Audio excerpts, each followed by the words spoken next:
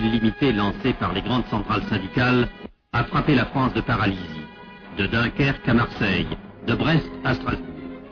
Le 20 mai, les débrayages s'étendaient à l'ensemble des secteurs publics et privés. Et, le mouvement ouvrier prenant rang sur les revendications des étudiants, la population tout entière se trouvait concernée.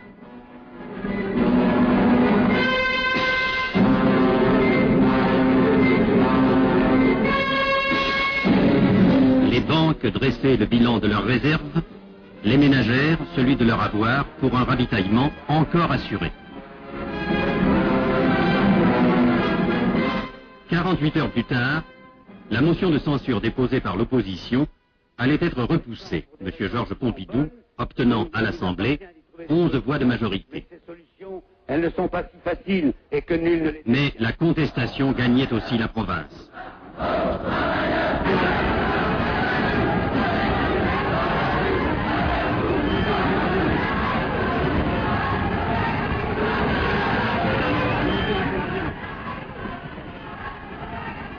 Devant l'agitation de l'université et l'occupation généralisée des usines, le gouvernement étudiait d'urgence la manière de régler le conflit.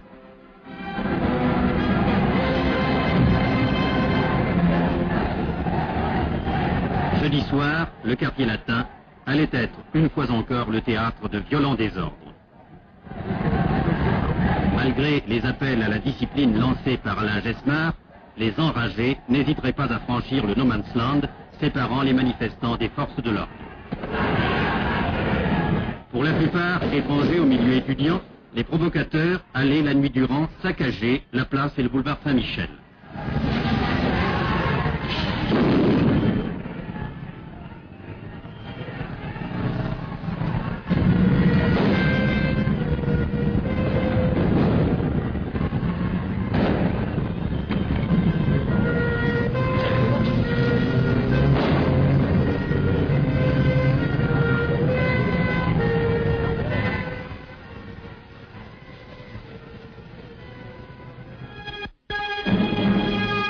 À cette nuit dramatique succédaient les premières manifestations paysannes, notamment en Bretagne et dans le centre.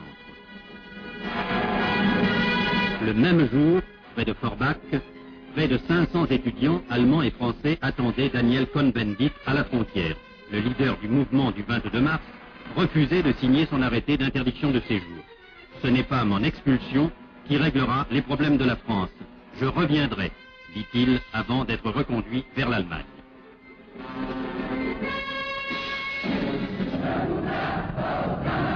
Ce 5e jour de la grève, la CGT défilait dans Paris.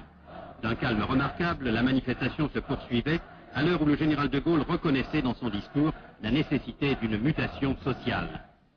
J'ai décidé de soumettre au suffrage de la nation un projet de loi par lequel je lui demande de donner à l'État, et d'abord à son chef, un mandat pour la rénovation. Cependant, l'émeute déferlait sur Nantes et sur Lyon, atteignait Bordeaux et Strasbourg.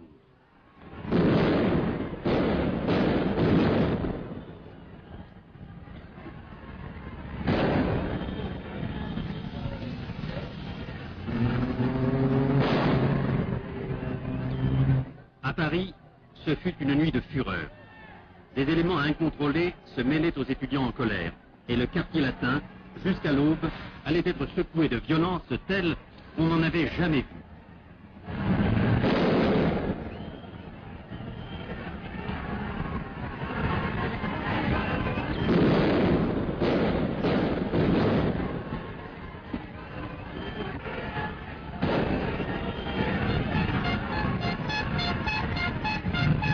Cette nuit folle devait faire plus de 400 blessés parmi les manifestants et 150 du côté des forces de police.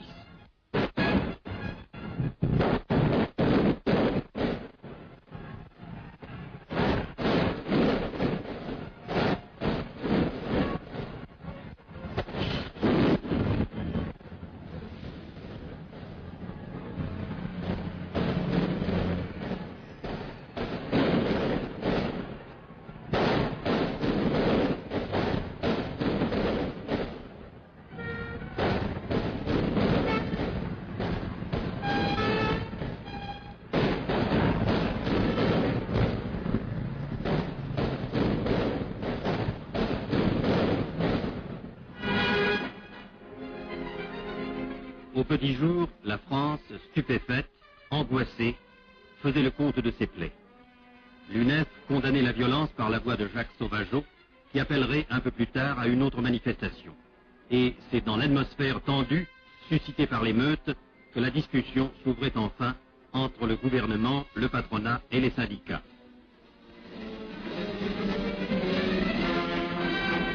Après 7 jours de grève et d'occupation d'usines, les ouvriers allaient apprendre quelle solution sociale serait apportée à cette grave crise.